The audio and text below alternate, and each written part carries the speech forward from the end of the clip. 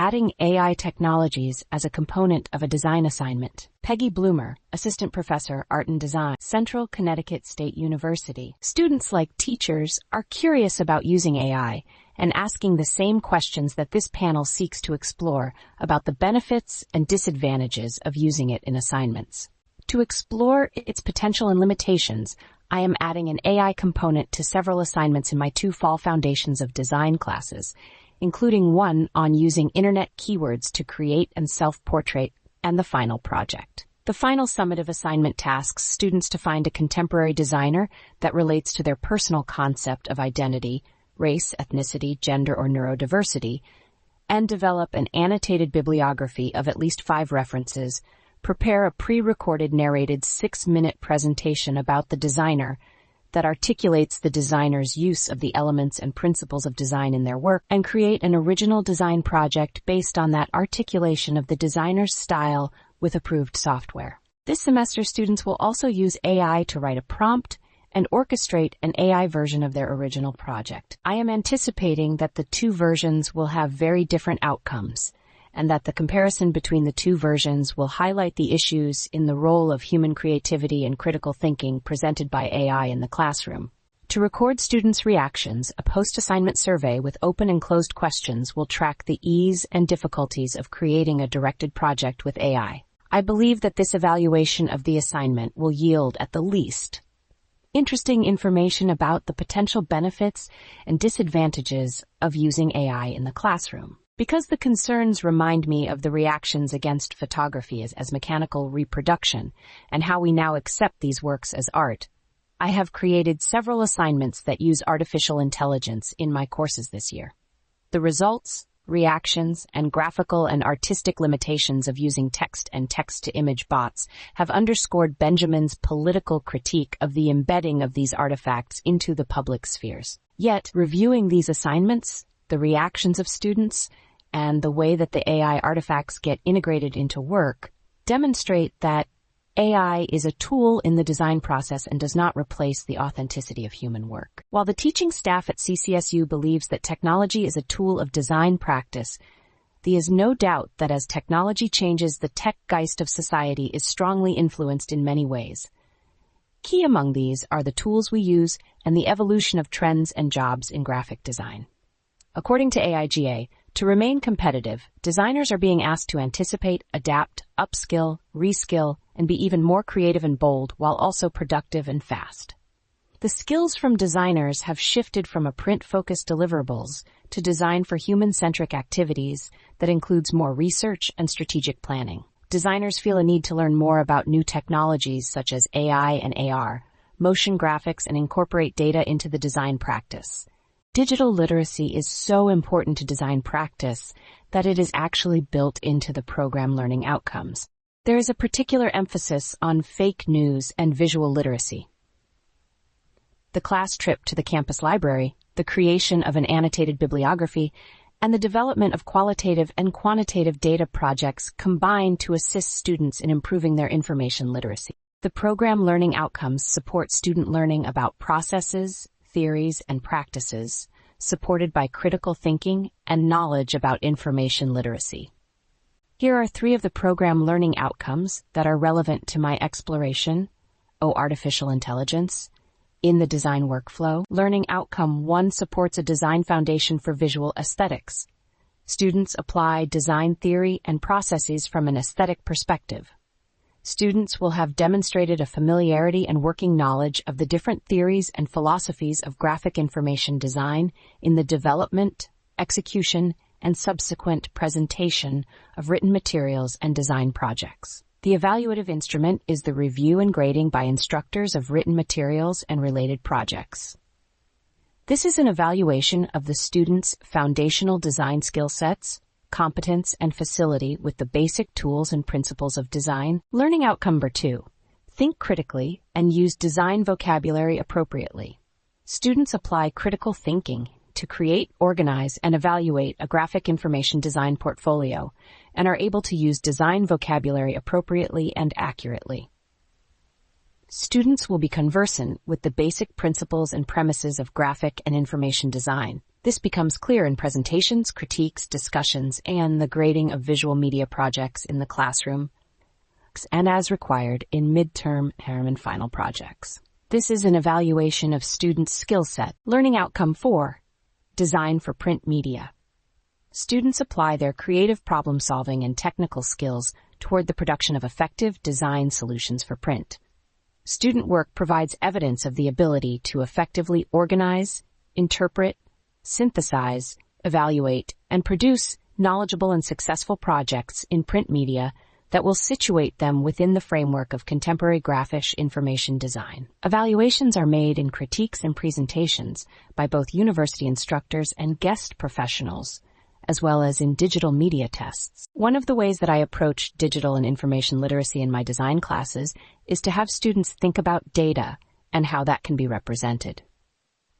The summative project for this exploration is an infographic that displays the result of using open-source datasheets supported by images and historical research. Students are encouraged to display data both qualitatively and quantitatively because there is a need for design students to appeal with data through human-centric storytelling. A formative assignment in the unit on data representation starts with students creating a silhouetted portrait of themselves, which they build by filling or outlining the portrait shape with keywords describing who they are. This assignment was loosely inspired by an MIT Twitter data portrait, where the human form was used as a frame for the visualization, but not as a carrier of information. This assignment is an introduction to thinking about the role of data, visualization, and artistic representation. The student is asked to play with the artistic genre using the principles and elements of design to create a data portrait of his, her, or their individuality for the project. As Donath, the creator of the original prompt, observes, there is a trade-off between expressivity and accuracy. The artist's vision, which can render the subject distinctly and vividly, but also distorts the portrayal. Just how realistic or distorted this self-representation becomes evident in the second part of this assignment. Using the portrait characteristics and the keywords in the data portrait, students fashion a prompt to reverse engineer the first part of the assignment. In these comparisons of data portrait and AI prompts, one can clearly see a thread of commonality to the actual physical appearance of the students. However, it is clear that the generated art is much more realistic than the assignment, which deals in an abstract word usage. In the survey comments, students remarked that they needed to add a lot of descriptive phrases to get images that resembled them, using racial, gender, age, and even hair characteristics. There is a sort of perfection in the generated portraits, which shows the limitations of current AI technology in regard to creating images that resemble the majority of humans. My students are not perfect. Unlike them, no one is fat, there are no pimples, and all facial features are symmetrical.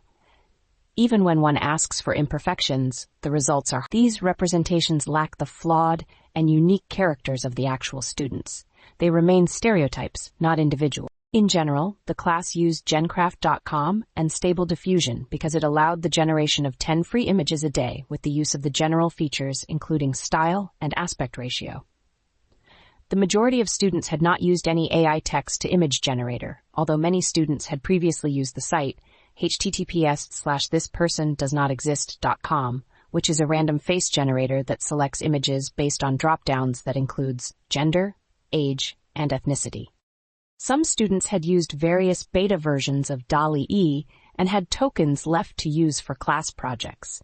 Another student used Imagine.art because his brother was using it and he had access to that account. A number of students used my Midjourney account. Students quickly found that there was implicit bias in artificial intelligence.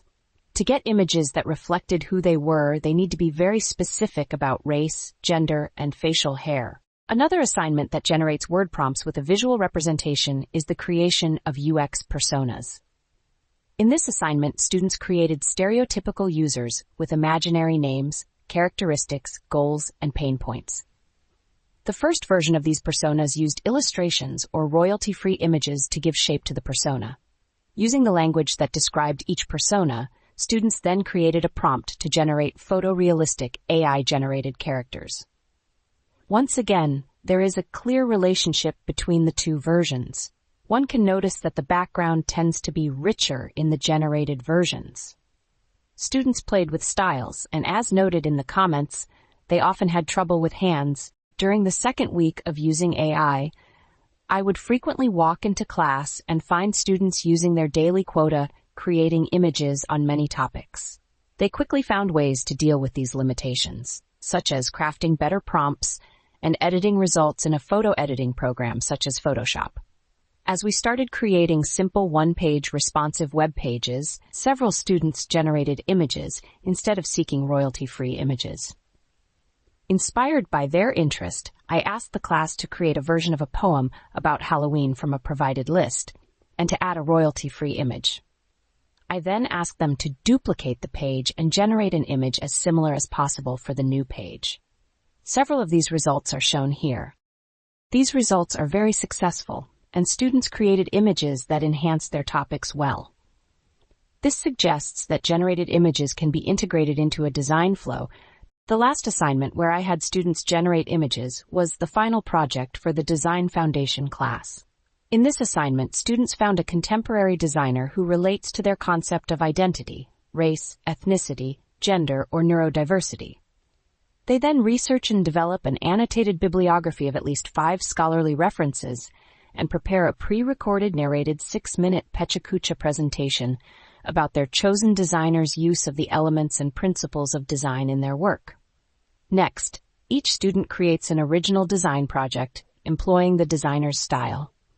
Finally, the Design Foundation students use the parameters of the chosen designer to write a prompt for an AI bot to create a generative version of their original project. Some of the original work can be compared to the generative work and could have been successfully incorporated into their assignments. Here are some takeaways from student surveys about using AI. 44% of students have used AI before. This result includes text generation, including ChatGPT. 61% of students revised their work to get a better result that worked well for the project parameters. 78% of students were pleased with the results of their completed work using AI text-to-image generation. Students would continue to use the Creative Suite and even stock photography, but many would include AI-generated images in their workflow in the future because of the detail of the speed of the process and the quality of the images. Most students thought the speed was a positive aspect of using generated images. A few students would use it only for inspiration for work. Most students thought this was a skill that needed to be perfected and allowed them to be creative. In other words, AI generation of images was an extension of their imagination and a part of human creation, not endangering the artistic process, but enhancing it. Disadvantages had to do more with learning how to generate images through text prompts and inaccurate people. Most students were not concerned about using artificial intelligence and saw it as just another tool in their toolbox. The integration of generative images into design assignments has been well received by my students. Their comments demonstrate that they do not see generative art as replacing creativity, but rather as an enhancement to the design process and workflow. AI is a powerful tool that can both make the work easier for individuals who already have the skills to independently create all sorts of work by handing out some of the mundane aspects of work creation to the system, while also giving those who struggle in a specific field a safety net that can elevate their work. While far from perfect at this point in time, the individuals still have to be able to give directions to the system in order to make it work like one wants. The point is that these new tools of image generation should be treated as a part of the curriculum, as these explorations augment creativity, help students develop information literacy. Just as we craft search engine terms for better and more relevant results, the art of writing prompts, while many expect life to be lived in a virtual reality that shifts the ethics and personal perceptions of life, others believe that augmented realities will be increasingly a part of daily life. We are already living in a world ruled by the omnipresence of screens. The examples of student work incorporated into this research and the reactions of students make it clear that there is a place for generated images in the design curriculum. The resulting work of my students reflects individual creativity, while drawing upon and expanding the collective zeitgeist.